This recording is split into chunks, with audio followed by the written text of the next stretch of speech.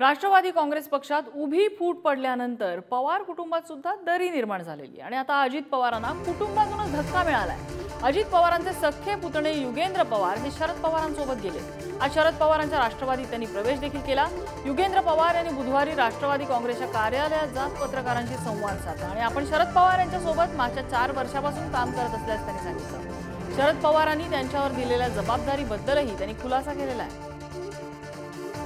दादांच्या पेक्षा धाकटे भाऊ जे आहेत त्यांचं नाव श्रीनिवास, त्यांचे अमेरिकेतून शिकून आलेले आणि राजकारणात नसतात।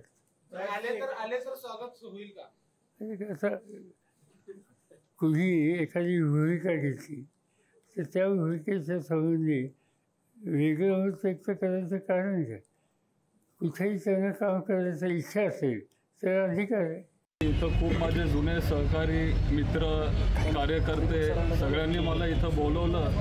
मी पूर्वीपासून पवार साहेबांबरोबर फिरत आलो आहे, म्हणजे कॉलेज माझं झाल्यापासून मी साहेबांबरोबर सगळीकडे फिरत आलो आहे। त्याच्यामुळं आता पक्षाचं नवीन कार्य इथं झालं, त्याच्यामुळं मला वाटलं की जाऊ आपण एकदा तिथं भेट देऊ, सगळ्यांना भेटू, बघू नवीन कार्यालय कसं आहे, कार्यकर्ते कसे आहेत। या ऑफिसला बघून मला त्या कार्यालयाची आठवण आली आणि जसं त्या वेळेपासून राष्ट्रवादी बारामतीमध्ये वाढत गेली असं हे ऑफिस बघून आणि आजची गर्दी बघून असं वाटतंय की परत एकदा त्याच जोमाने पक्ष इथं वाढेल।